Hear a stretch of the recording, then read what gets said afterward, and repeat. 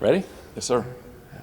Well, MMA Fighting here with Julius Anglickas ahead of his title fight against Vadim Nemkov here in Phoenix, downtown Phoenix, Arizona at Bellator 268. So I know it's the circumstances surrounding your title fight probably aren't what you envisioned it, but walk me through getting that call to get your first title shot on short notice in such a major card.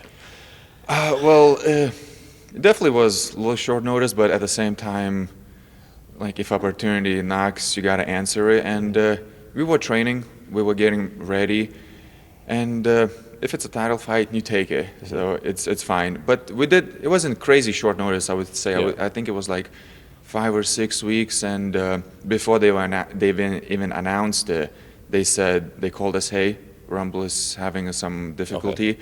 And you might be the replacement. So right away we thought like, okay, like this could be a big opportunity.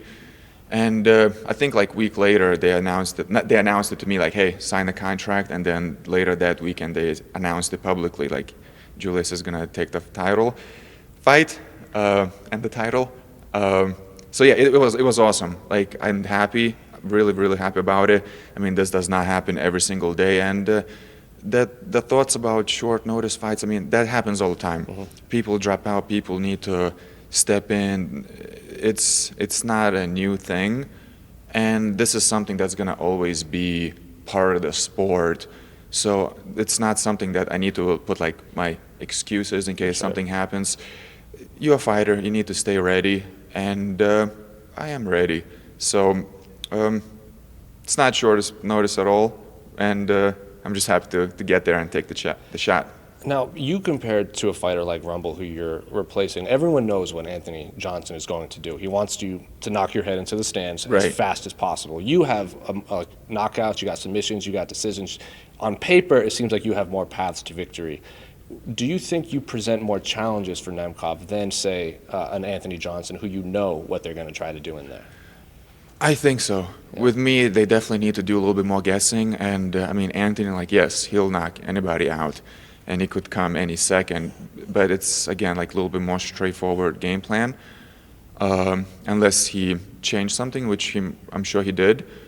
But yes, like you said, like I feel like I have a little bit more weapons from a little bit every angle, and I definitely feel like that's a little bit more threat because you don't know what's going to happen. Sometimes I don't even know what kind of Julius I'm going to get during the fight. Like one day I'll be this way, the next fight I'll be acting like somehow different. So if they're getting ready for me, it's like I don't know what they're getting ready for because like I don't even know how I'm going to act that day. Sure. So I'm just going to fight by how I feel at the moment. I just assume he's going to be fast, he's going to be strong, he's going to come with the volume and aggression, so I have to get ready for that. And if he does not come with that, then the fight will be easier, but I always like to expect the worst because that's when if I step in the ring and it's not what I expected, then I just feel better about it. A lot of people I feel get too confident and they say too many words like, oh, I'm better at this guy than this or like this or that. And when it's not that, they start panicking. I prefer to do it the reverse. I just give too much credit for my opponents. And when I fight, it's like, okay, not too bad. I got this. Well, speaking on that, do you see any holes in Nemkov's game? A lot of people consider him one of, if not the best fighters on the entire Bellator roster. He's definitely good. Like, he has not too many holes. And it's going to be tough. It's definitely going to be tough. And I mean, he has everything that champion needs to have. Like, has a cardio speed. He mixes up his kickboxing really well, and he tries to polish his game so there is no holes. And that's what makes him a champion. And I'm happy to step in against it. Me and his styles are very similar. So I feel no matter which way it goes, it's gonna teach me which direction I should take my approach with fighting. And I feel no matter which way this fight goes, after this fight, it's going to elevate my level just that much higher, just because it's going to be an amazing learning experience. But again, I'm not just planning to fight and see what happens. Like, I definitely want to win. Like, I'm going to go out there. I feel all the pressure is on him. For me, when I fight tough guy, I almost feel I fight better because it keeps me on my toes. It's like I think a lot about like danger and what's going to happen.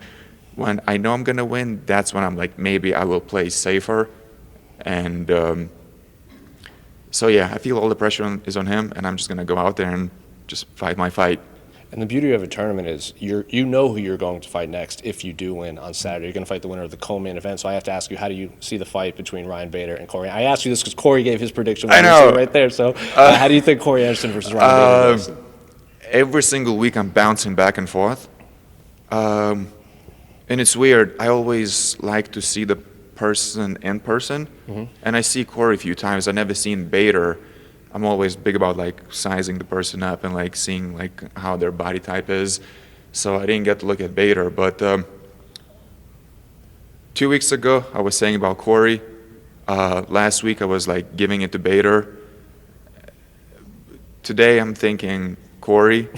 Just I don't know why. Each time it's like my mind flips and flops because it's a coin toss. They both good. When I think of Bader, I think he's like a little bit more brute strength power, while Corey, he'll put a volume on you. So it's a coin toss. Like I could change my mind tonight just because I'll think of something new. And but for right now, I'll give it to Corey. Then finally, before I let you go, I just unrelated to this fight, Scott Coker announced that every non-title fight main event is going to be 5 rounds in Bellator moving forward. Your thoughts on this, and do you think it should have happened sooner in Bellator? I think it's perfect time for it to happen. Sure, it could have been happened sooner, but I mean, the game is always evolving, always adding new stuff, and I think this is great. This move is great. It'll give something new for the people to look at, and yeah, I think it's awesome that he did that, and hopefully I'll get to be in more main events after that. Well, good luck on Saturday. Thank you. Appreciate you. Thank you from you.